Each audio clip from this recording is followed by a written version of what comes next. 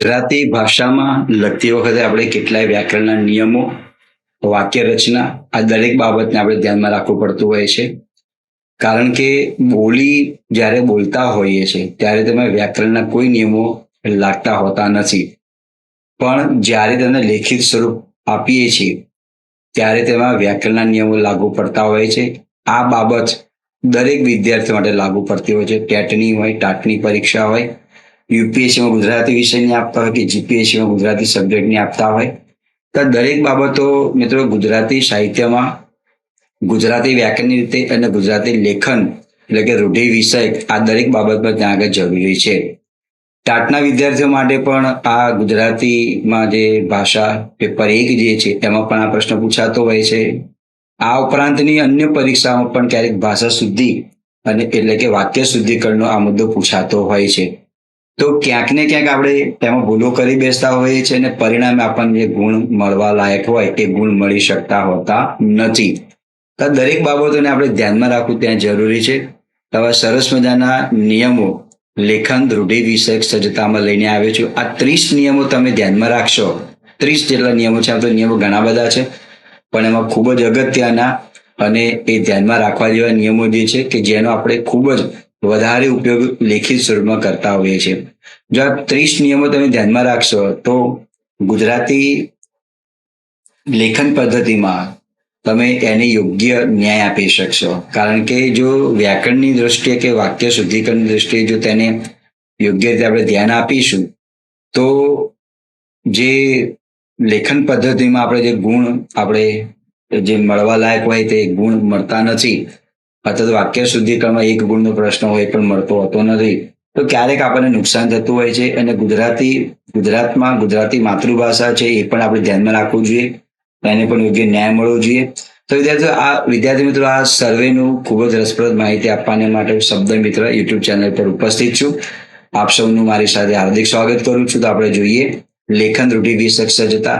ટાટની પરીક્ષા પણ નજીક આવી રહી છે. દરેક વિદ્યાર્થીઓ માટે આ જે મુદ્દો જે છે જરૂરી છે. જેમાં સ્પર્ધાત્મક પરીક્ષામાં વર્ણનાત્મક જ્યારે પેપર આવે છે ગુજરાતી વિષયનું, એમાં આ દરેક પરીક્ષામાં નિયમો કામમાં આવે છે. તો આપણે નિયમોની આપણે ત્યાં વાત કરીએ. પહેલો નિયમ એવો છે કે વાક્યની અંદર આવતો ભારદર્શક જ નિપાત જે છે એ હંમેશા શબ્દથી છૂટો લખાતો હોય છે. એની માહિતી આપી છે. દાખલા તરીકે હું જ આ કામ કરીશ, આ નિપાત છે, ભારવાચક નિપાત છે, એ હંમેશા શબ્દથી દૂર આવે. હું જ આ કામ કરીશ. આજે પરિણામ આવવું જ જોઈએ. જ તમારે પરિશ્રમ કરવો પડશે. જ પરિશ્રમની વ્યાખ્યા આ પ્રમાણે છે: શારીરિક અને માનસિક મહેનતનો સમન્વય એટલે પરિશ્રમ કહેવામાં આવે. જ્યારે મહેનતમાં માત્ર ને માત્ર શારીરિક કામ હોય એટલે કે મગજનો ઉપયોગ બહુ જ ઓછો કરવામાં આવતો હોય એને મહેનત કહેવામાં આવે. ડોક્ટર, વકીલ, વિદ્યાર્થી, શિક્ષક આ બધા જે કાર્ય કરે છે પરિશ્રમનું કાર્ય છે. પહેલો નિયમ આ થયો. વાક્યમાં આવતો ભારદર્શક જ નિપાત જે છે એ હંમેશા શબ્દથી છૂટો લખાતો હોય છે. બીજો નિયમ એવો છે એમાં કે જ્યારે આ શબ્દો જે છે તેમજ ભાગ્યે જ જો આપણે લખવા હોય તો એમાં જ ભેગો લખાતો છે, એમાં અલગ લખાતો નથી. આપ આ રીતે ના લખી શકો. તે મ જ આમ ના આવે. ભાગ્યે જ એમ ના આવે. તેમજ અને ભાગ્યેજમાં જ એ ભેગો લખાતો હોય છે, એ દૂર લખાતો હોતો નથી. એના કેટલાક ઉદાહરણ લઈએ. દાખલા તરીકે આ સમાજમાં ભાગ્યે જ કોઈ સારો માણસ મળે. બીજું વાક્ય છે તેની સાથે રહેવું તેમજ તેની વાતને સ્વીકારવી. તેની સાથે રહેવું તેમજ તેની વાતને સ્વીકારવી, આ તમારે યાદ રાખવાનું. તેમજ અને ભાગ્યજમાં જ જુદો લખાતો નથી, એ ભેગો લખાય છે. જ્યારે નિપાત તરીકે આવે તો જ અલગ લખાતો હોય છે. ત્રીજો નિયમ છે વાક્યમાં ય અને યે પણના અર્થમાં હોય. આ યનો અર્થ એટલે પણ, એના અર્થમાં હોય તો એ હંમેશા શબ્દની સાથે જ લખાય છે. વાક્યમાં આવતો ય કે યે પણના અર્થમાં હોય ત્યારે તે શબ્દની સાથે લખાય છે. ઉદાહરણ: તમે આવજો, આ જોડે આવે ય. તમે આ પ્રમાણે વાક્ય લખો તો આપણું વાક્ય શુદ્ધિકરણ એ યોગ્ય નથી. અશુદ્ધિકરણ તેને કહેવામાં આવે. તમે ય તો આ ખોટું છે.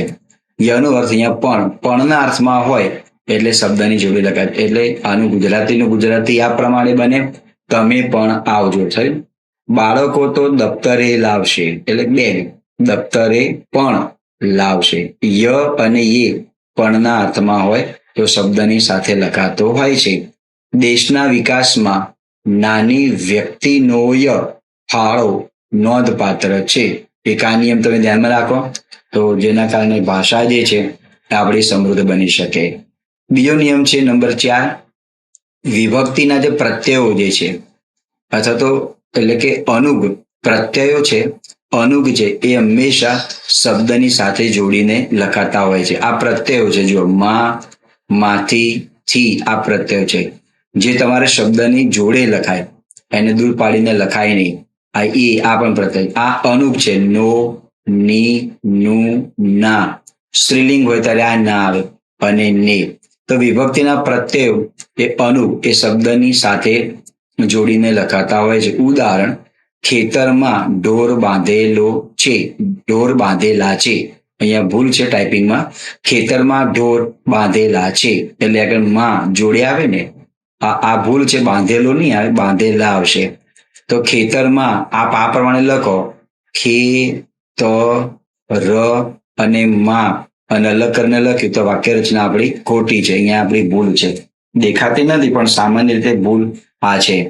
તેણે કૂવામાંથી પાણી કાઢીને બધાને પાયો, તો માંથી જોડે છે, કાઢીને આપણને ત્યાં જોડે છે, એ શબ્દની જોડે જ આવતું હોય છે. પછી બીજું ઉદાહરણ આપણે લઈએ, એ પ્રત્યય પણ જોડે આવે. વડીલોએ નાનાની વાતો ધ્યાનથી સાંભળવી જોઈએ છે. આ બધા પ્રત્યયો જોડે આવે, અનુગ ત્યાં જોડે આવે. નંબર 5 પણ આનાથી વિપરીત નિયમ છે, નામયોગી. નામયોગી પદ જે છે એ હંમેશા શબ્દથી દૂર લખાતા હોય છે. નામયોગી તો ઘણા બધા છે, પાસે, તરફ, અંદર, નજીક, બહાર, આગળ, પાછળ, આ બધા નામયોગી છે. ઉપર. તો આ બધા નામયોગી છે એ હંમેશા શબ્દથી દૂર લખાતા હોય, એ ભેગા લખાતા નથી. ઉદાહરણ, મારી પાસે, આ નામયોગી છે, એક ગાય છે. ઘર નજીક, આ પણ નામયોગી છે, એ પણ ત્યાં દૂર છે. ઘર નજીક ખેતર છે. ત્રીજું, ગામ બહાર ખૂબ ભીડ જામી છે, નામયોગી.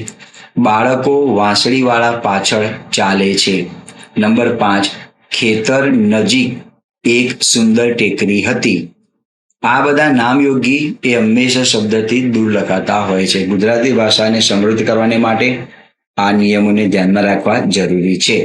નામયોગી શબ્દથી દૂર લખાય, પ્રત્યય અને અનુગ શબ્દની સાથે લખાતું હોય છે. જો કે હિન્દીમાં પ્રત્યય અને અનુગ જે છે ને એ દૂર લખાતું હોય છે, ગુજરાતી ભાષામાં જોડે લખાય છે. બીજો નિયમ છે, દ્વિરૂપ શબ્દ ભેગા લખાય.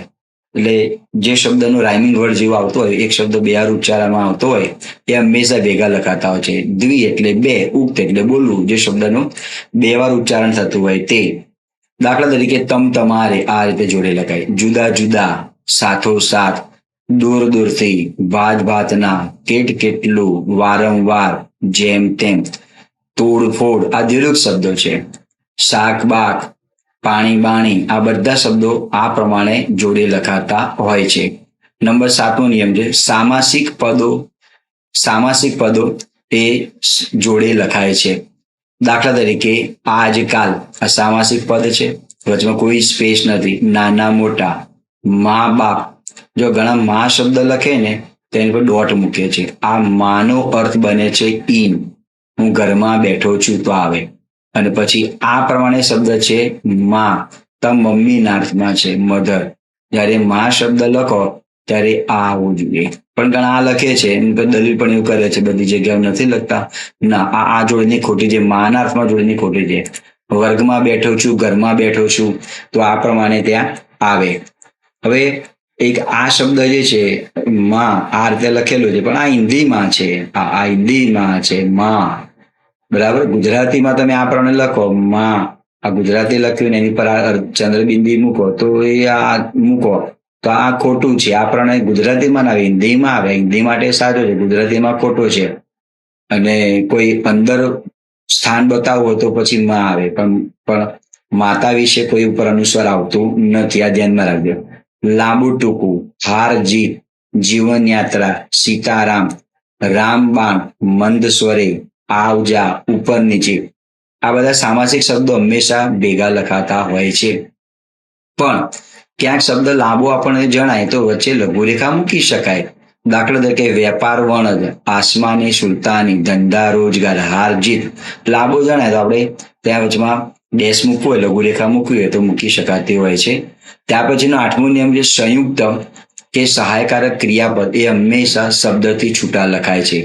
દાખલા તરીકે તે લખતો હશે, આ ક્રિયાપદ છે, આ તેને સહાય કરે છે. અલગ આવે, તે લખતો હશે, એ લખતો હશે, આ બંને જે ક્રિયાપદો જે છે આ બંને ક્રિયાપદો સાથે આવે નહીં. બીજું વાક્ય છે બળદને રસ્તા પર બાંધી દીધો. બળદને રસ્તા પર બાંધી દીધો, તો આ બાંધી દીધો ક્રિયાપદ છે, એને સહાય કરનારું છે, તો બંને વચમાં સ્પેસ આવે. આવતીકાલે પરીક્ષા છે એટલે હું વાંચતો હોઈશ, આ ક્રિયાપદ છે, આ સંયુક્ત ક્રિયાપદ છે, તો અલગ આવે. તેઓ ઘરમાં બેઠા છે, આ અલગ આવે. એટલે સંયુક્ત ક્રિયાપદ હોય કે સહાયકારક ક્રિયાપદ હોય એ હંમેશા જોડે લખાતા નથી. બીજો નિયમ છે વસાત, પૂર્વક, વત અને વિષય.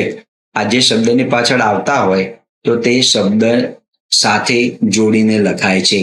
દાખલા તરીકે મેં ભારપૂર્વક સૌનો આભાર માન્યો, બરાબર. પણ આપણે ઘણી વાર લખતા હોય ને તો આપણે લખી નાખીએ છીએ ભાર, પછી સ્પેસ આપીને લખે પૂર્વક, તો પછી આપણો ભાર અહીંયા ખોટો ગણાય.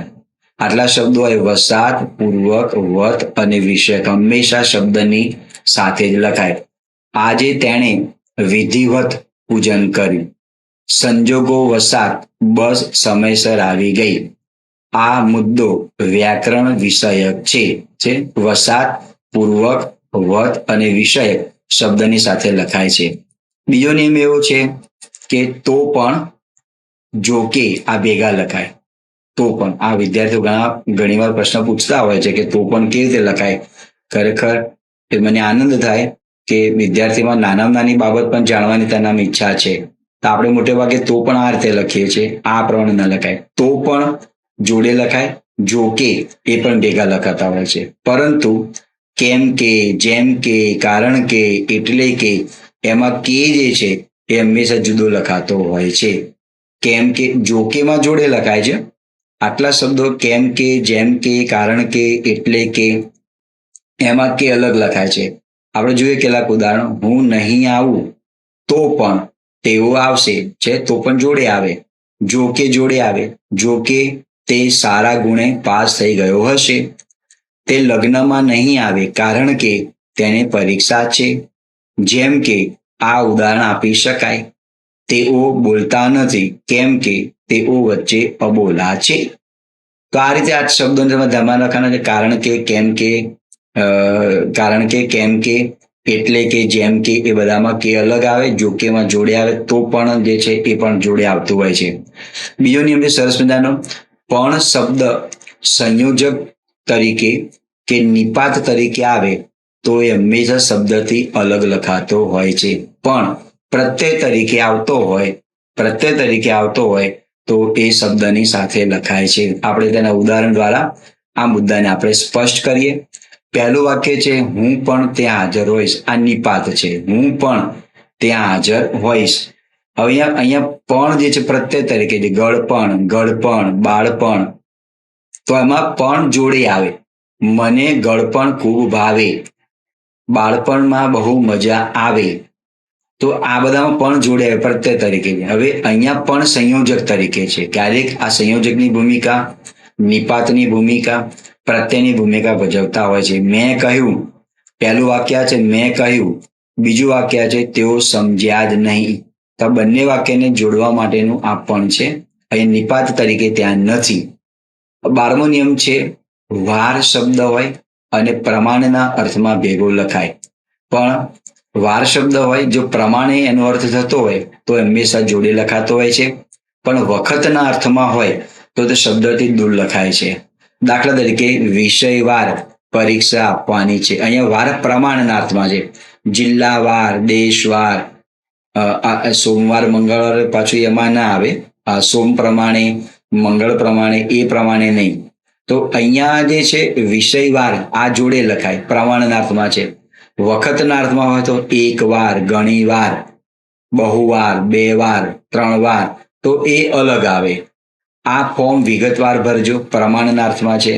જિલ્લાવાર ગ્રાન્ટ ફાળવવાની છે, પ્રમાણનાર્થમાં છે. જિલ્લા પ્રમાણે અવ્યયભાવ સમાસ થાય, વિગતવાર, વિષયવાર. એ ઘણીવાર તેઓ રાજ્યના મુખ્યમંત્રી બન્યા છે, અહીંયા વખતનાર્થમાં છે, એટલે કે ઘણી વખત. આ નિયમ મોટે ભાગે વિદ્યાર્થીઓને ધ્યાનમાં નથી, બધું ભેગું લખી નાખતા હોય છે વિષયવાર. એટલે પ્રમાણનાર્થમાં હોય તો વાર જોડે આવે, અને વખતનાર્થમાં હોય તો વાર શબ્દથી અલગ લખાતો હોય છે. ઘણીવાર, જિલ્લાવાર, વિગતવાર એક એ નિયમ છે, એને પણ તમે ધ્યાનમાં રાખી શકો છો. 13મો નિયમ છે, આ પણ બહુ મહત્વનો નિયમ છે કે પેટા વાક્યમાં એ સર્વનામ આપેલું હોય અને એ સર્વનામ પછી આવતું વિશેષણ એ હંમેશા નાન્યતર જાતિ એક વચનમાં આવે. જો દાખલા તરીકે કોફી પીવી એ સારી નથી, આપણને એવું લાગે ને કે આ તો કોફી તો સ્ત્રીલિંગમાં આવે, તો સારી નથી શબ્દ જ આવવો જોઈએ ને. ના, નિયમ એવો છે કે એ સર્વનામ પછી આવતું વિશેષણ છે, આ વિશેષણ છે એ નાન્યતર જાતિમાં આવે. તો કઈ રીતે વાક્ય બને? કોફી પીવી એ સારું નથી. હવે આ શુદ્ધ વાક્ય છે. બોલીમાં આપણે બોલીએ છીએ તો ચાલ્યા કરે, પણ ત્યારે લખીએ છીએ આ જો નિયમ પ્રમાણે નાન્યતર જાતિમાં આવે. કોઈની ટીકા કરવી એ સારી નથી, વાક્ય આપણને શુદ્ધ લાગે છે, પણ નિયમ પ્રમાણે અહીંયા આપણે બદલાવ લાવવો પડશે. કોઈની ટીકા કરવી એ સારું નથી, શુદ્ધ વાક્ય ત્યાં આગળ બને. પણ આપણે તમે ધ્યાનમાં રાખો, જો એ સર્વનામ આપેલું ન હોય વાક્યમાં, એ સર્વનામ ન આપેલું હોય આ પ્રમાણે, તો વાક્યને આપણે એ નિયમ લાગુ પડતો નથી. જો એ વાક્યની અંદર આપેલું ન હોય તો આ રીતે લખી શકાય, કોફી પીવી સારી નથી, તો બરાબર છે. પણ તમે એ મૂકો તો નાન્યતર જાતિ બને, કોફી પીવી સારું નથી, કોઈની ટીકા કરવી સારી નથી, કારણ કે આ બંને વાક્યોમાં એ સર્વનામ નથી. આ નિયમને પણ તમે કંઠસ્થ કરી શકો છો ને કરવાનું જ હોય. ગુજરાતી ભાષાને સમૃદ્ધ બનાવવાની હોય, અને માતૃભાષાનું આજે જ્યારે એને વેન્ટિલેટર પર છે તો એને આપણે રક્ષા કરવી હોય, બચાવવી હોય, તો આ બધા નિયમો ત્યાં આગળ જરૂરી છે. 14મો નિયમ છે, વિશેષણ જે સંજ્ઞાના, નામ એટલે સંજ્ઞા, એના અર્થમાં વધારો કરતું હોય તેની પહેલા આપણે મૂકવું પડે. અને પછી શબ્દોને જો ક્રમ આડોઅવળો હોય તો શબ્દોને યોગ્ય ક્રમમાં ગોઠવવા જોઈએ. મેં પદક્રમ અને પદ સંવાદ એ પણ વિડીયો મૂકેલો છે, એ તો ટાટના અનુસંધાનમાં છે, પણ દરેક વિદ્યાર્થીઓ માટે એ લાગુ પડે. એ સિવાયની કોઈ વિદ્યાર્થી પરીક્ષા આપતા હોય અને પરીક્ષાની અંદર એના પણ વાક્યો પૂછેલા છે પરીક્ષામાં, એટલે દરેક જીપીએસસીની કોઈ પણ એક્ઝામ આપતા હોય અને ગુજરાતી વિષય જ્યારે વર્ણનાત્મક રીતે આપણે લખવાનું હોય ત્યારે પદક્રમ અને પદ સંવાદ જે છે એ પણ જરૂરી બાબત છે. તો અહીંયા આપણે ઉદાહરણ જોઈએ, અહીં શુદ્ધ ભેંસનું દૂધ મળે છે, વાક્ય અશુદ્ધ છે. ભેંસ જે છે એ શુદ્ધ નહીં, આ શુદ્ધ વિશેષણ ખરેખર દૂધ માટે છે, તો શું બને? અહીં ભેંસનું શુદ્ધ દૂધ મળે છે, તો વાક્ય સાચું. અહીંની જોડણી આમ લખાય. હવે તમે અહીંની જોડણી આ પ્રમાણે તમે લખી નાખો અહીં, તો આ સાપ થઈ ગયો. સંસ્કૃત શબ્દ છે અહીં એટલે સાપ, તો આ રીતે ન લખાય. જોડણીમાં પણ ધ્યાનમાં રાખવું જરૂરી છે. અહીં ભેંસનું શુદ્ધ દૂધ મળે છે, આ શુદ્ધ વિશેષણ જે છે એ દૂધનું છે, ભેંસનું નથી. એક અશોક નામે એક રાજા હતો, એક અશોક નામે એક રાજા હતો, તો અહીંયા એક મૂકવાની જરૂર નથી, વાક્ય મારે ખોટું બનાવવું છે, એટલે આ પ્રમાણે બને, એક અશોક નામે રાજા હતો. તો શુદ્ધ વાક્ય શું બને? અશોક નામે એક રાજા હતો, કારણ કે આ એક જે વિશેષણ જે છે એ રાજાને આગળ લાગુ પડે છે, એટલે આ પ્રમાણે બને, અશોક નામે એક રાજા હતો, શુદ્ધ વાક્ય ત્યાં આગળ બને. અહીં શુદ્ધ દાળવડામાંથી સિંગ તેલ બનાવવામાં આવે છે, આપણને દેખીતી ખબર પડે કે વાક્ય ખોટું છે, અશુદ્ધ વાક્ય છે. હવે શુદ્ધ વિશેષણ જે છે એ દાળવડાનું નથી, સિંગ તેલનું છે, તો વાક્ય આ પ્રમાણે બને, અહીં શુદ્ધ સિંગ તેલમાંથી દાળવડા બનાવવામાં આવે છે. અહીંયા શનિ પર અનુસ્વાર ના આવે, એ ત્યાં મિસ્ટેક છે. અહીં શુદ્ધ સિંગ તેલમાંથી દાળવડા બનાવવામાં આવે છે, હવે વાક્ય સાચું, કારણ કે શુદ્ધ વિશેષણ જે છે એ સિંગ તેલનું છે, તો આ પ્રમાણે ત્યાં આગળ બને. તો જેનું વિશેષણ જે શબ્દ માટે પ્રયોજાયેલું હોય એની આગળ મૂકવામાં આવે તો વાક્યનો અર્થ યોગ્ય પુરવાર થાય છે. 15મું વાક્ય છે, નિયમ છે, શબ્દોને ખોટી રીતે આપણે છૂટા પાડીએ તો પણ વાક્ય આપણું ખોટું બને છે. એ પણ આપણી વ્યાકરણની રીતે ભૂલ છે. દાખલા તરીકે હું માં નવી, માં નવ, થાવ તો ગણું. ત્રિભુવનદાસ લુહાની પંક્તિ છે. જો આ રીતે છૂટી પાડીને લખીએ તો ખોટી થાય. માનવી એના બદલે આ પ્રમાણે લખીએ તો માં નવી, માનવ, માનવ, અર્થ બદલાઈ ગયો. એટલે ગમે તે રીતે ખોટી રીતે શબ્દોને છૂટા પાડી શકાતા નથી. અથવા તો ભેગા લખીએ ખોટી રીતે તો પણ વાક્યનો અર્થ બદલાઈ જતો હોય છે. તો વાક્ય આ પ્રમાણે બને, હું માનવી માનવ થાવ તો ગણું. તો આ શુદ્ધ વાક્ય ત્યાં આગળ થયું. આ શનિ પર અનુસ્વાર ત્યાં આગળ આવશે નહીં. આ શનિ પર અનુસ્વાર આવે ને એટલે જોડણીને તમે ધ્યાનમાં રાખતા નહીં.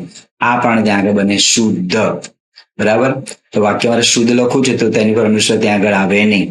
શુ, દ અને ધ આ પણ ત્યાં આગળ બને.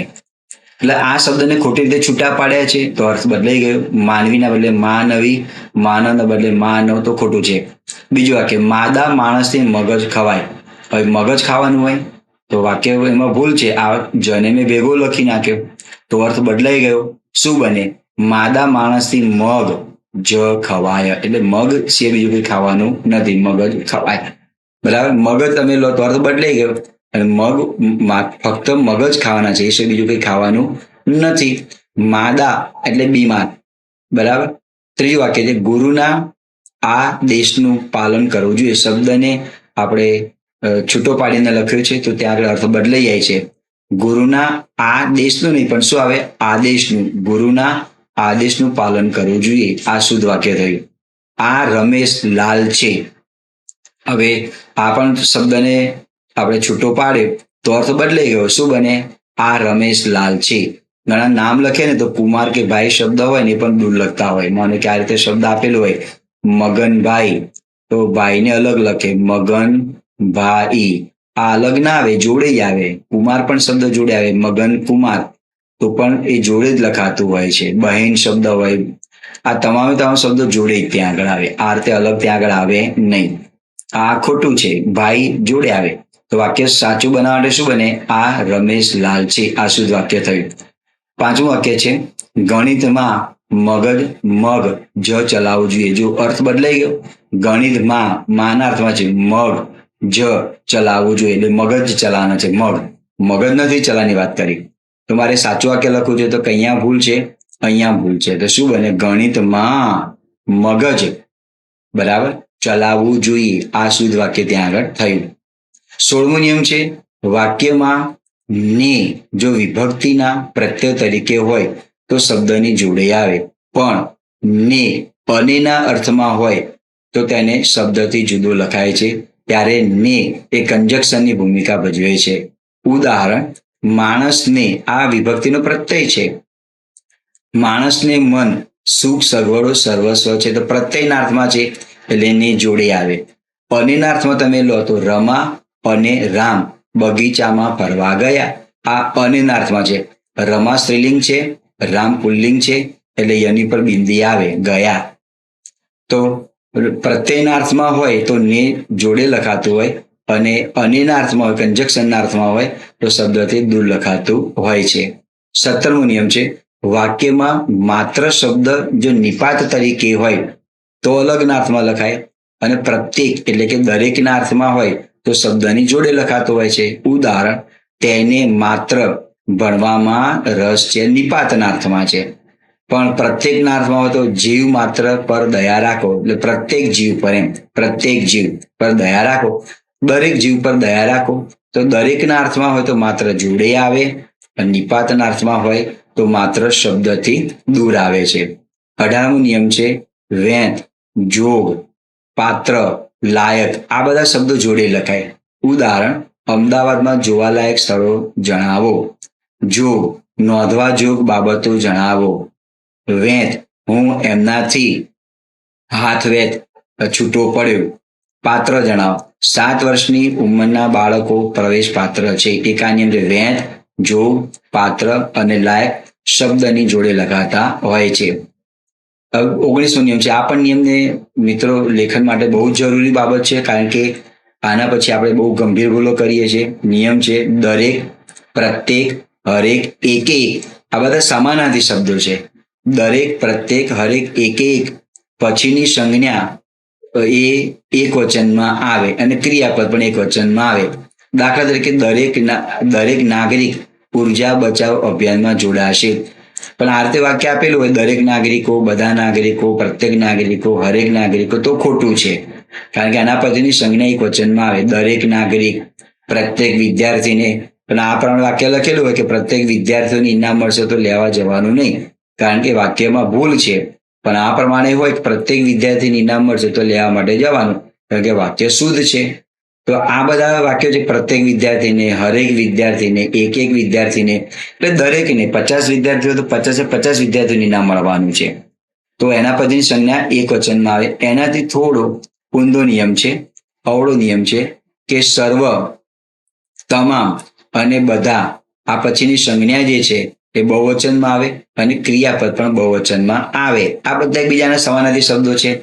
તમામ, બધા, સર્વ. વિદ્યાર્થીઓએ બહુવચનમાં આવે, વિદ્યાર્થીઓએ આ નિબંધ લખવાના છે. 21મો નિયમ પહેલા. આમાં બહુ ભૂલો કરે. પહેલા એ અવયવ છે, આ સમય બતાવે છે, એટલે કે પૂર્વે અથવા તો અગાઉ. અને પહેલા આ વિશેષણ છે, જે ક્રમ બતાવે, દરજ્જો બતાવે. દાખલા તરીકે મેં એમ કહું કે હું વર્ગમાં તમારી પહેલા આવ્યો, સમય બતાવે છે તમારી પહેલા આવ્યો. હું વર્ગમાં પહેલા ક્રમાંકે આવ્યો, આ નંબર બતાવે છે. બરાબર. એકમાં અનુસ્વાર છે, એકમાં અનુસ્વાર નથી. પહેલું વાક્ય પહેલા લોકો પ્રામાણિક હતા, એટલે અગાઉ એમ. અમે માઉન્ટ આબુ પહેલા આવ્યા હતા, એટલે અગાઉ. હું દોડમાં પહેલા નંબરે આવ્યો, પહેલા ક્રમાંકે આવ્યો, તો ત્યાં આગળ ફર્સ્ટ નંબર ત્યાં આગળ બતાવે છે. રિયા વર્ગમાં પહેલા ક્રમાંકે આવી, નંબર બતાવે છે. આ જે છે નંબરના અર્થમાં છે, ક્રમના અર્થમાં છે. તો એક આ ધ્યાનમાં રાખજો. આમાં પણ આપણે અનુસ્વાર ગમે ત્યાં મૂકી દઈએ છીએ અને પરિણામે વાક્ય રચના આપણે ત્યાં ખોટી બનતી હોય છે. પહેલાના લોકો તો બિંદી આવે. પહેલા ક્રમાંકે આવ્યો તો બિંદી ત્યાં આવે નહીં. વિરામ ચિહ્નનો યોગ્ય ઉપયોગ કરવો જોઈએ. વિરામ ચિહ્નનો યોગ્ય ઉપયોગ ન કરીએ તો વાક્ય અશુદ્ધ બને છે. એમાં મોટે ભાગે આપણે જે અલ્પવિરામ જે છે એ ગમે ત્યાં મૂકી દેતા હોય છે. જો કે ઘણા વિદ્યાર્થીઓ કોઈ વિરામ ચિહ્ન પ્રત્યે ધ્યાન રાખતા જ નથી. એની ઈચ્છા થાય તો મૂકે ને તો નથી મૂકતા, તો એવું થતું હોય છે. એ ઘણી બધી ભૂલો છે. પૂર્ણ વિરામ, પ્રશ્નાર્થ ચિહ્ન, અવતરણ ચિહ્ન એનો યોગ્ય રીતે ઉપયોગ કરતા હોતા નથી. પણ આ ધ્યાનમાં રાખવું જરૂર છે. વિરામ ચિહ્નનો યોગ્ય ઉપયોગ કરીએ તો વાક્ય શુદ્ધ બને. હવે અહીંયા અલ્પવિરામ જે છે એનો અયોગ્ય ઉપયોગ કરેલો છે, તો વાક્ય કેવું બને છે? હેલ્મેટ પહેરવો નહીં, હેલ્મેટ પહેરવો નહીં, પહેરનારને દંડ થશે. તો વિરામ ચિહ્ન અયોગ્ય જગ્યાએ મૂકવાથી અર્થ બદલાઈ ગયો. મારે વાક્ય સાચું લખવું છે તો શું બને? હેલ્મેટ પહેરવો, કોમા, નહીં પહેરનારને દંડ થશે. તો હવે આ સાચું વાક્ય ત્યાં આગળ બન્યું. એટલે વિરામ ચિહ્નનો અયોગ્ય ઉપયોગ કરવાથી વાક્ય અશુદ્ધ બને. અહીં ગંદકી કરવી, પછી કોમા, અહીં ગંદકી કરવી, કોમા, નહીં કરનારને દંડ થશે. તો વાક્યનો અર્થ બદલાઈ ગયો. તો મારે સાચું વાક્ય લખવું છે તો શું બને? અહીં ગંદકી કરવી નહીં, પછી કોમા આવે, કરનારને દંડ થશે. તો આ રીતે વિરામ ચિહ્નનો યોગ્ય ઉપયોગ કરવો જોઈએ. હવે હમણાંથી આ પૂછવાનો ટ્રેન્ડ થઈ ગયેલો છે, હોય અને હોય. તો આ પણ તમે ધ્યાનમાં રાખો. હોય શબ્દ હોય ને એ થઈ ચૂકેલી ક્રિયા બતાવે છે. જ્યારે હોય શબ્દ હોય તો હોવું ક્રિયાપદનું રૂપ બતાવે છે, જે સમય અથવા તો શક્યતા બતાવે છે. દાખલા તરીકે પ્રવેશ પત્ર ભરવાની મુદત પૂરી થઈ ગઈ હોય, આ શબ્દ પૂર્ણ થઈ ગયો, ક્રિયા પૂર્ણ બતાવે છે. પ્રવેશ પત્ર સ્વીકારવામાં આવશે નહીં. અહીંયા ય લખવામાં આવે તો વાક્ય રચના ભૂલ છે. ડીવાયએસઓ STI ના 1-2 ના જે પેપર જે છે એમાં હવે આ પૂછવાનું ટ્રેન્ડ શરૂ થઈ ગયેલું છે. એટલે આ બહુ વધારે પૂછતા હોય છે.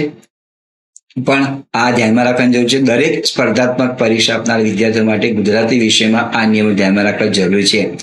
તો પ્રવેશ પત્ર ભરવાની મુદત પૂરી થઈ ગઈ હોય, પ્રવેશ પત્ર સ્વીકારવામાં આવશે નહીં. બરાબર છે. પૂરી થઈ હોય, પ્રવેશ પત્ર સ્વીકારવામાં આવશે ને, એમ પણ ત્યાં આગળ ચાલે. હવે હોય શબ્દ જે છે એ સમય બતાવે છે. આપણે કહીએ ને તે માણસ ઘરે હોય, પણ ત્યાં હોય ના આવે. તે માણસ ઘરે હોય ત્યારે જોજો, હું ફ્રી હોઉં તો ત્યાં હોવ આવે શબ્દ, મને મળજો.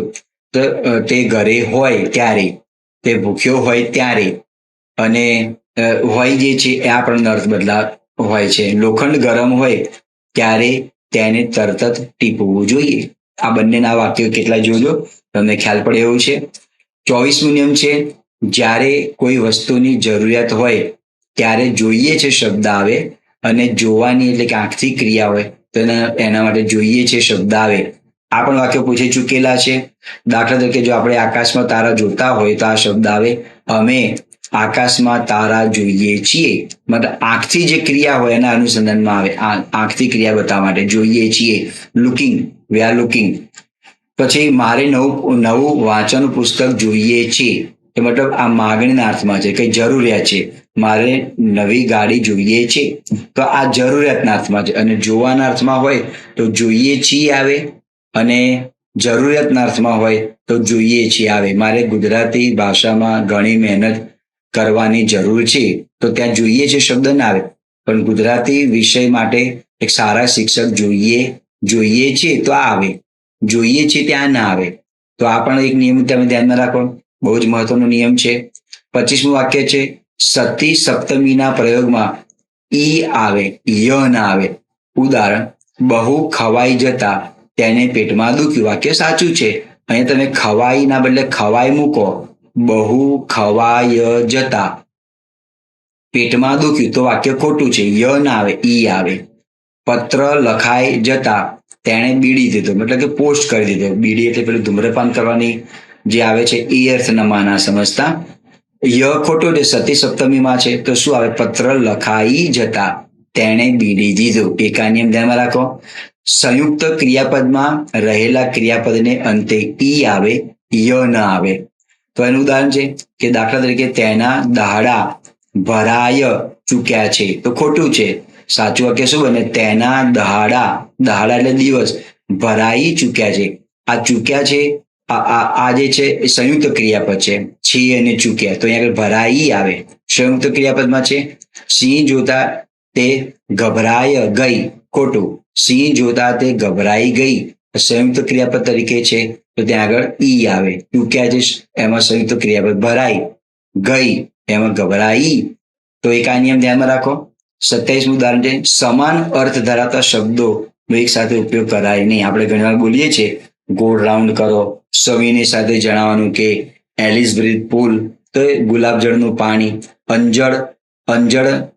અંજળ પાણી હશે ત્યાં સુધી અહીંયા રહીશું, તો અંજળ પાણી ના આવે, કારણ કે અંજળની અંદર જ પાણી શબ્દ આવી જાય છે ને. તો આવા વાક્યોનો આપણે ઉપયોગ કરીએ છીએ અંજળ.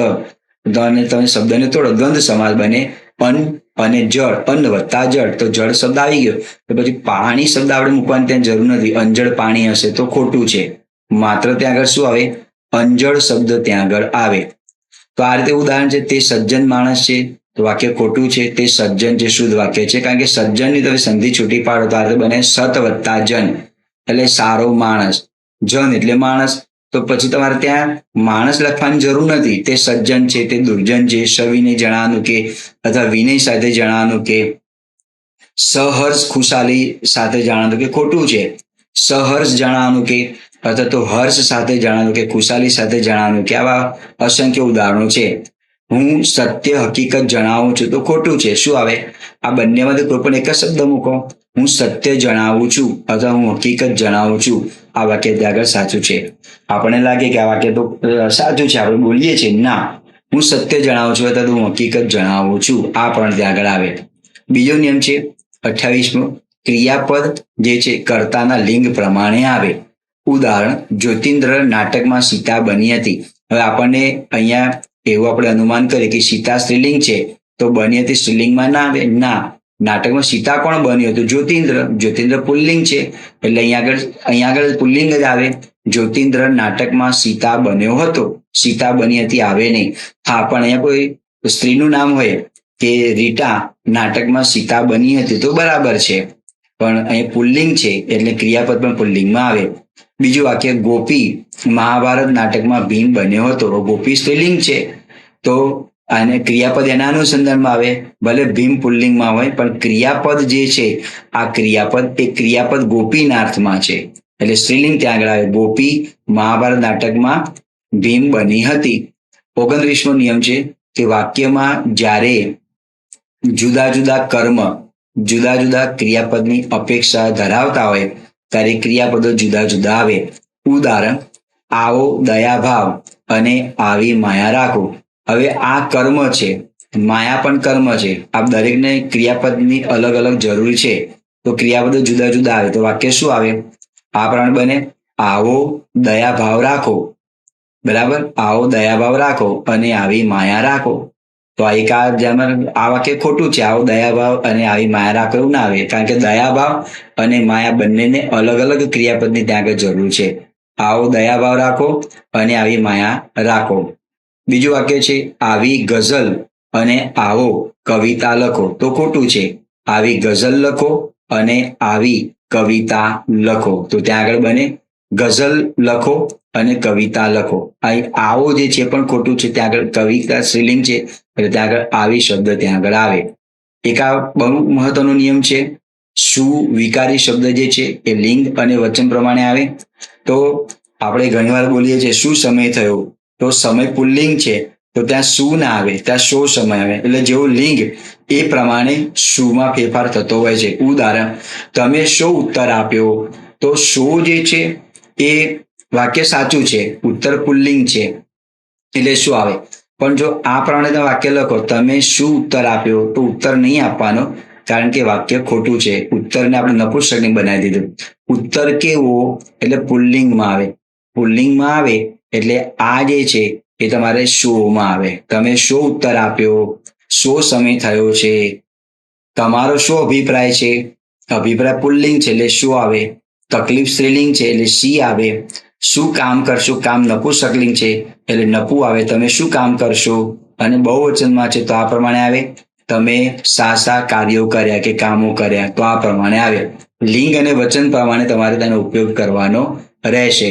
હવે નાનકડી આપણે એક્સરસાઇઝ જોઈ લઈએ, સ્વાધ્યાય જોઈ લઈએ. લેખન અને ભાષા સુધીની દૃષ્ટિએ વાક્ય સુધારીને પરથી લખો. તો આ તમને કોઈ અગવડતા નડી હતી. આને બેવડા ભાવવાચકનો દોષ કહેવામાં આવે છે. તો બેવડા ભાવવાચકનો દોષ લાગે નહીં, એ નિયમમાં મેં લીધું નથી. આવા ઉદાહરણ છે, દાખલા તરીકે અગવડ, તો અગવડનું અગવડ જ રહે, અગવડતા ના બને. અગવડતા સગવડતા એવું ના બને. અગવડનું અગવડ રહે, સગવડનું સગવડ જ રહે. સગવડતા એવું ત્યાં આગળ બનતું હોતું નથી. ચોક્કસનું ચોક્કસતા ના બને, તો ચોક્કસનું ચોક્કસ જ રહે, ચોક્કસતા ના બને. પરિણામ ક્યારે આવશે તેની કોઈ ચોક્કસતા નથી, તો ખોટું છે. તમને કોઈ અગવડતા નડી હતી તો અહીંયા ભૂલ છે. તમને કોઈ અગવડ નડી હતી, તમને કોઈ સગવડ મળી હતી, તમે કોઈ ચોક્કસ જાણો છો, આ બધું ત્યાં આગળ આવે. સુંદરનું સૌંદર્ય બને, સુંદરનું સૌંદર્ય બને, સુંદરનું સુંદરતા બને, પણ સૌંદર્યનું સૌંદર્યતા ના બને. કારણ કે સુંદરનું આપણે વિશેષણ, ભાવવાચક વિશેષણ સૌંદર્ય તો બનાવ્યું, પણ એના માટે આપણે તા પ્રત્યે ફરી લખાવાની ત્યાં જરૂર નથી. સુંદરનું સુંદરતા બને, બરાબર, પણ સુંદરનું સૌંદર્ય પણ બને, પણ સૌંદર્યને સૌંદર્યતા એમ ના લાગે. હું તેનું સૌંદર્ય નિહાળું છું, હું તેનું સૌંદર્યતા નિહાળું છું, તો ખોટું. દરેક વ્યક્તિઓ પોતાના સ્વાર્થ માટે વિચારતા હોય છે. તો આપણે નિયમ શીખે દરેક પછીની સંજ્ઞા એક વચનમાં આવે. દરેક વ્યક્તિ. હવે સ્વાર્થ શબ્દ જે છે ને એમાં આપણે આ શબ્દનો ખાસ ઉપયોગ કરીએ છીએ. સ્વાર્થની સંધિ આ પ્રમાણે ત્યાં આગળ બનતી હોય છે: સ્વ વત્તા અર્થ. સ્વ એટલે પોતાનો, અર્થ એટલે હેતુ. તો પછી પોતાના શબ્દ મૂકવાની ત્યાં આગળ જરૂર નથી. એક આવો શબ્દ છે, હું તમારું સુસ્વાગત કરું છું. સુસ્વાગત છે તો સુસ્વાગત શબ્દ ના આવે, કારણ કે આ શું ના આવે. સ્વાગતની તમે સંધિ છૂટી પાડો તો આ પ્રમાણે ત્યાં આગળ બને છે સુ વત્તા આગત. એટલે સુસ્વાગતમ કે સુસ્વાગત શબ્દ ત્યાં આગળ આવે નહીં, માત્ર સ્વાગત શબ્દ આવે, અથવા તો સ્વાગતમ શબ્દ ત્યાં આગળ લખી શકાય. બરાબર, એટલે આગળ ત્યાં શું આવે નહીં. સંધિના નિયમ પ્રમાણે રીતે વાક્ય ખોટું છે. તો દરેક વ્યક્તિ સ્વાર્થ માટે જ વિચારતી હોય છે, પોતાના શબ્દ લખવાની ત્યાં જરૂર નથી. આ અંગે તમારો શું અભિપ્રાય છે, તો વાક્યમાં અહીંયા ભૂલ છે. તો વાક્ય શું બને? આ અંગે. અભિપ્રાય પુલ્લિંગ છે એટલે આ પ્રમાણે બને: આ અંગે તમારો શું અભિપ્રાય છે. બીજું વાક્ય: આ ગલી સાંજે ઘોડા પસંદ કરી લીધા. શબ્દને અલગ અલગ રીતે તોડેલા છે, તો આ ગલી ના આવે. આગલી સાંજે ઘોડા પસંદ કરી લીધા. હે માં નવ, વિશ્વાસ કરી લે. તો માનવ શબ્દને તોડ્યો તો આ પ્રમાણે બને ત્યાં ભૂલ છે. હે માનવ વિશ્વાસ કરી લે. આ સંયુક્ત ક્રિયાપદ છે એટલે અલગ આવે, બંને ક્રિયાપદ અલગ અલગ આવે. હે માનવ વિશ્વાસ કરી લે. છઠ્ઠું વાક્ય, ના દીકરો તો નજર સમક્ષ સારો. તો અહીં નજર સમક્ષ આ બંને શબ્દ એકબીજાના પર્યાય છે. તો શું આવે? બંને રીતે લખી શકાય. ના દીકરો તો નજર સામે જ સારો, અથવા તો આ રીતે પણ લખી શકાય. ના દીકરો તો સમક્ષ સારો. સમક્ષ એટલે આંખ સામે એમ. બરાબર. આ બંને રીતે ત્યાં આગળ લખી શકાય. બંને વાક્યો ત્યાં આગળ સાચા છે. નજર સમક્ષ, સમક્ષનો અર્થ જ બને નજર સામે, એટલે આ રીતે લખી શકાય અથવા સમક્ષ લખી શકાય. બંને વાક્યો ત્યાં આગળ સાચા છે. સગા વહાલા લગન માનવા ઉમટ્યા હતા. તો આ શબ્દને તોડ્યો છે, ભૂલ છે. અનુસ્વાર નથી, ભૂલ છે. સગા વહાલા અહીં બિંદી આવે, લગન શબ્દ ના આવે, લગ્ન આવે. મને વાંચવાની લગ્ની લાગી તો અંદર અર્થમાં આવે, તો ત્યાં લગ્ન એટલે લગ્નના અર્થમાં છે, તો આ પ્રમાણે આવે. માનવા શબ્દ ના આવે, માણવા આવે. ઉમટ્યાની ભૂલ છે, મોટું આવે પણ બિંદી આવે, અને હતાય બિંદી આવે. જો કે અનુસ્વારના નિયમો અંગેનો વિડીયો મૂકવાનો છું, એમાં પણ આ કેટલાક ઉદાહરણો લઈશું. અનુસ્વારના નિયમો એ પણ ત્યાં જાણવા જરૂર છે. બિંદી બહુ મહત્વની બાબત છે. સગા વહાલા લગ્ન માણવા ઉમટ્યા હતા. બધા વ્યક્તિ અહીં નહીં આવે તો પણ ચાલશે જ. તો જો બધાની પર બિંદી ના આવે, આ વાક્ય પૂછાઈ ચૂકેલું છે, મતલબ બધા વારને અનુલક્ષીને. તો બધાની પર બિંદી ના આવે, બધા એમ આવે. વ્યક્તિ, આપણે નિયમ જાણો છો કે બધા, સર્વ, તમામ પછીની જે છે એ બહુવચનમાં આવે. તો શું આવે? બધા વ્યક્તિઓ. દરેક શબ્દ લખો તો એમાં આવે કે દરેક વ્યક્તિ એમ. પછી અહીં એટલે સાફ થાય, સ્થળ બતાવું છું તો આ પ્રમાણે આવે. નહીં આવે, હવે તો પણ નિયમ શીખ્યા કે તો પણ જોડે લખાતું હોય છે. ચાલશે જ ની પાછળ અલગ આવે. સાચું વાક્ય આ પ્રમાણે બને. બધા વ્યક્તિઓ અહીં નહીં આવે તો પણ ચાલશે જ. જો કે મેં વિષયવાર પેપરનું મૂલ્યાંકન કરી દીધું હતું. તો પહેલું ભૂલ અહીંયા છે, જો કે જોડે લખાય. આ મેં બિંદી નથી, આ મેં મહિનાનું નામ થઈ ગયું. મેં એમ કેવું છું તો અનુસ્વાર આવે. આપ જાણો છો કે પ્રમાણે શબ્દ હોય તો જોડે આવે, અને વખત હોય તો વાર અલગ આવે. પ્રમાણના અર્થમાં છે વિષયવાર પેપરનું મૂલ્યાંકનની જોડણી ખોટી છે, દીર્ઘ આવે. કરી દીધું હતું, આ પણ વાક્ય સાચું બને છે. 10મું વાક્ય છે, જોઈએ છે લાકડાની હળવી ગોળી એક 3 પગ વાળી બેન માટે. તો આ બેન શબ્દ ગુજરાતીમાં એ લૌકિક રીતે શબ્દ બોલવામાં આવતો હોય છે, પણ સાચો શબ્દ છે બહેન શબ્દ નથી, બહેન શબ્દ છે. એટલે આપણે બહેન શબ્દનો ઉપયોગ કરવો જોઈએ. એક અહીંયા ભૂલ છે, તો વાક્ય શું બને? એક બહેન માટે 3 પગ વાળી લાકડાની હળવી ગોળી જોઈએ છે. જોઈએ છે, તો આ જોઈએ છે એટલે કઈ વસ્તુની જરૂરિયાત છે તેના અર્થમાં છે. બરાબર. તો બહેન માટે વિશેષણ વાપરેલું છે એક બહેન માટે. પગ વાળી લાકડાની ગોળી, હળવી ગોળી, એના માટે વિશેષણ વાપરેલું છે પગ વાળી. એના માટે વિશેષણ છે 3. ગોળી ખરી પણ કેવી? લાકડાની હળવી ગોળી. તો આ પણ ત્યાં આગળ વાક્ય બને. એક બહેન માટે 3 પગ વાળી લાકડાની હળવી ગોળી જોઈએ છે. હવે આ પ્રમાણે વાક્ય બનાવો કે 3 બહેન માટે 1 પગ વાળી લાકડાની હળવી ગોળી જોઈએ છે, તો ખોટું છે. 11મું વાક્ય છે, હું તમને વિવિધ પ્રકારની પ્રવૃત્તિનો પરિચય કરાવીશ. તો ભૂલ એક અહીંયા છે, તમને શબ્દને જોડે લખવાનું હોય છે, તમને. હવે વિવિધ અને પ્રકાર બે સમાનાર્થી શબ્દો છે. વિવિધ પ્રવૃત્તિઓ કરાવીશ એટલે જુદી જુદી. તો ત્યાં આગળ વિવિધ શબ્દ પછી પ્રકાર શબ્દ મૂકવાની ત્યાં આગળ જરૂર નથી. તો વિવિધનો અર્થ જ એવું બને છે જુદી જુદી. તો આ પ્રમાણે વાક્ય બને, હું તમને વિવિધ, બરાબર, પ્રકારની શબ્દ કાઢી નાખવો પડે. હું તમને વિવિધ પ્રવૃત્તિઓનો, પરિચયની જોડણી ખોટી છે, આમ આવે. કરાવીશમાં આ સ ના આવે, આશ આવે. હું તમને વિવિધ પ્રવૃત્તિનો પરિચય કરાવીશ. વિવિધનો અર્થ જ એમ થાય પ્રકાર. વિવિધ પ્રકારના વિદ્યાર્થીઓ ના આવે, વિવિધ વિદ્યાર્થીઓ. વિવિધ પ્રશ્નો, એમ વિવિધ પ્રકારના પ્રશ્નો ના આવે. તો બોલીએ છીએ, બોલીમાં ત્યાં ચાલી જતું હોય છે. અંતિમ વાક્ય છે, નદીને કાંઠે કિનારેને અસંખ્ય ફૂલ ખીલી ઉઠ્યા હતા. આમાં જોડણીમાં ભૂલો છે, શબ્દને અલગ રીતે લખેલો છે એ પણ ત્યાં ભૂલો છે. કોઈ જગ્યાએ અનુસારની પણ ભૂલ છે. આપણે જોઈએ, મારે સાચું લખવું છે, પહેલું વાક્ય આવે નદીને કાંઠે અને કિનારે બંને શબ્દ સમાનાર્થી છે, એટલે બંનેમાંથી કોઈ પણ એક શબ્દને પસંદ કરી શકાય. કાંઠે ને પ્રત્યે વધારાનું છે, એની ત્યાં જરૂર નથી, એને આપણે ત્યાં દૂર કરીશું. અસંખ્ય ફૂલ, અહીંયા જોડણીમાં ભૂલ છે. તો ખીલી, ઉઠ્યામાં ભૂલ છે, મોટું આવે, એની પર બિંદી આવે. હતા, એની પણ આગળ બિંદી આવે, અસંખ્ય ફૂલ. પછી ફૂલો શબ્દ મૂકવાની જરૂર નથી, કારણ કે અસંખ્ય બહુ વચન બતાવે છે, એટલે ફૂલો ત્યાં આગળ મૂકવાની ત્યાં જરૂર છે નહીં. તો આ પ્રમાણે ગુજરાતી ભાષામાં મિત્રો વ્યાકરણને તમારે મજબૂત બનાવવું હોય, લેખનને શુદ્ધિકરણ તમારે બનાવવું હોય, તો આ જે નિયમો જે છે એ નિયમો તમે ખાસ ધ્યાનમાં રાખો, કે જેના કારણે આવનારી પરીક્ષામાં તમે સારું પ્રદાન કરી શકો. અને આ એક માર્ક પણ મિત્રો બહુ મહત્વનો છે, કારણ કે ઘણીવાર આપણે પોઈન્ટ માટે પણ આપણે ત્યાં રહી જતા હોય છે. તો આવા નિયમો 30 નિયમો છે, એ 30 નિયમોને તમે ધ્યાનમાં રાખો તો તમારું ગુજરાતી ભાષામાં વાક્ય શુદ્ધિકરણ મોટા ભાગનું તમારે થઈ ગયું. અનુસ્વારના નિયમો છે એનો પણ હું અલગ વિડીયો બનાવવાનો છું. તો મિત્રો આ પ્રમાણે તમે આ ગુજરાતી ભાષા શુદ્ધિકરણના જે નિયમો છે એને કંઠસ્થ કરો, લખવાનો મહાવરો કરો, કે જેના કારણે ભાષા સમૃદ્ધ બને તો અર્થોપાર્જન થાય તો આપણા ઘરમાં સમૃદ્ધિ આવે, તો મોજે થતી હોય છે, મોજે દરિયો જો આપણને થતો હોય છે, અને આનંદમાં આપણે ગરકાવ થઈ જતા હોય છે. તો આ પ્રમાણે શબ્દમિત્ર યુટ્યુબ ચેનલ પરથી ભાષા શુદ્ધિકરણના નિયમો આપણી સામે ત્યાં આગળ પ્રસ્તુત કર્યા. તો મિત્રો આવા અવનવા વિડીયો જોવાને માટે શબ્દમિત્ર યુટ્યુબ ચેનલ સાથે હંમેશા જોડાયેલા રહો. લાઈક કરો, તમારા પ્રતિભાવ જણાવો, તમારા મિત્રો સુધી શેર કરો. મિત્રો આ સાથે આપ સૌને ખૂબ ખૂબ આભાર. જય હિન્દ, જય જય ગરવી ગુજરાત સાથે મારી વાણીને વિરામ આપું છું.